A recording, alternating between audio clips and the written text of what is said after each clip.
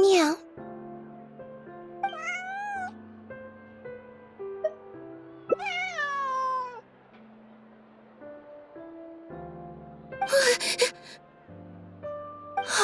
It's you.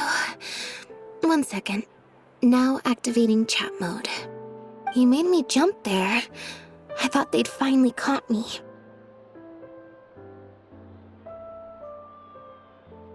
Well, my heart rate did. Jumped up a little, I mean. Objectively speaking, the trouble was entirely of my own making. Half an hour ago, I was at Hotel de Boer for a drinks reception. It was to celebrate the successful opening of a show, but it was draining my energy. So, I waited for the right moment, then snuck away so I could switch to standby mode.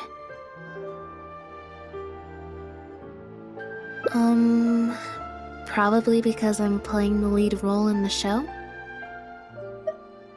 Is that so surprising? I'm always getting invitations to do solo performances. I just usually get Linny to write back and turn them down. But then came the Fontanalia Film Festival. We took all the kids from the House of the Hearth out to see a film, and after it finished, they all started clamoring for me to try out acting for some reason. Even Linny was chanting along with them. Anyway, it just so happened that a director called Mary had sent me an invitation right around then. I'll spare you the details, but basically, I ended up accepting it.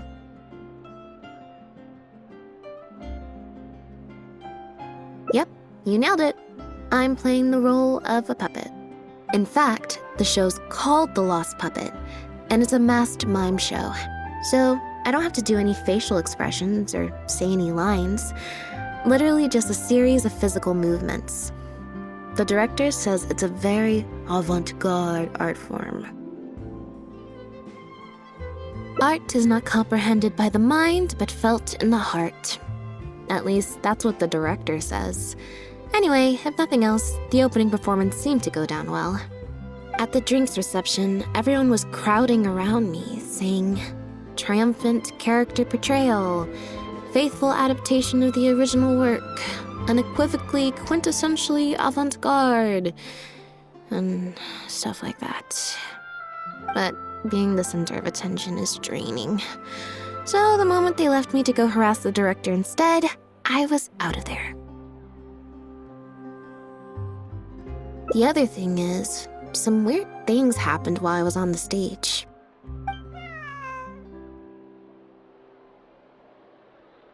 Oh, sorry, Bonnie. I didn't mean to leave you out of the conversation. My bad. No, we just met. We bumped into each other right after I slipped away. Well, it'd be kind of difficult for us to communicate otherwise.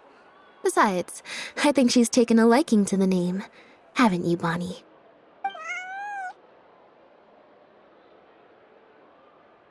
Yeah, that's right. Good kitty. We'll go find your owner soon, I promise. Nope. She's wearing a collar, and for the most part, she's pretty well groomed. If she is a stray, she hasn't been for long. Her stomach's been growling a lot. I guess she must have been missing for a few days now. As much as I'd love to hang out with her for a while longer, her owner's probably worried sick about her. Assuming she has an owner, that is. But the reception...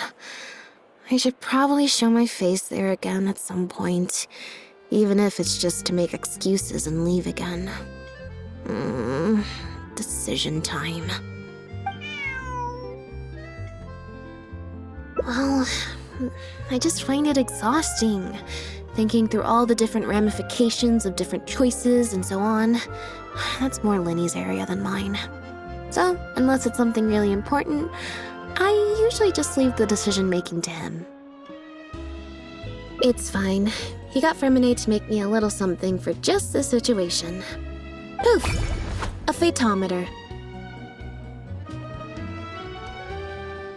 It looks pretty over the top, I know, but it's essentially just a box of cards. He kept the design simple, so it'd be harder to break. The way it works is, I pick a card at random, then look at the number on the card. Well, for example, if the number on the card is 5 or higher, I help Bonnie find her owner. If it's less than 5, I go back to the reception. I just have to believe in the bond between me and my cards, and my fate will reveal itself to me in numerical form. At least, that's what Linny said. Anyway, I guess I'll give you a demonstration.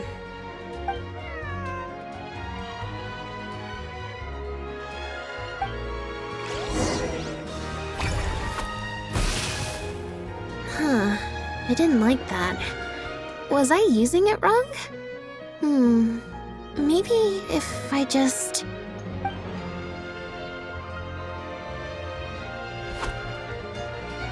Clearly, there's some design flaws to iron out.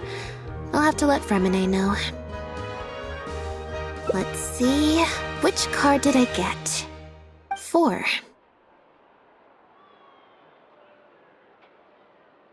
Well, the cards fell on the ground though, so I don't think it counts as fate. If you want to get the right answer, you have to let fate decide. Also something Linny said. So, to put it another way, if picking a card up off the ground is how to not leave it to fate, then that means it must be the wrong answer.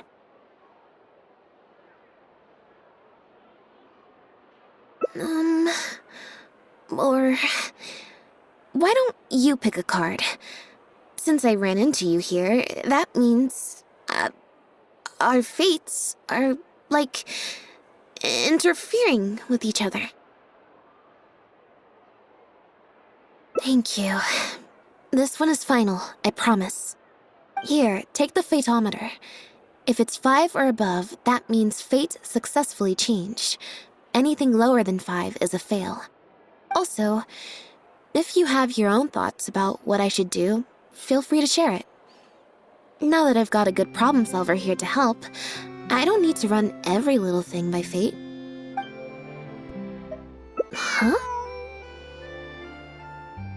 What you're saying is, since nobody's come looking, I can just keep hanging out with Bonnie for a bit longer? Is that really okay?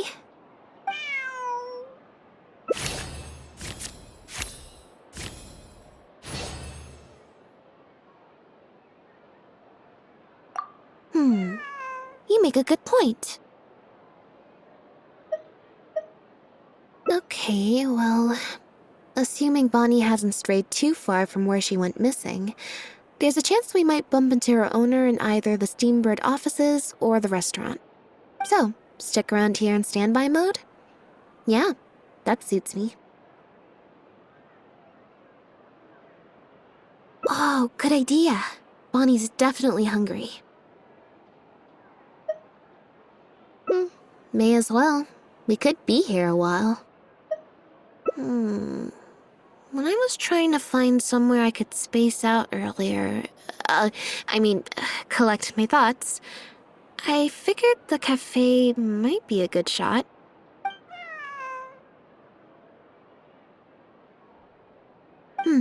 Alright then. Plan of action, spend the whole day spacing out. In standby mode.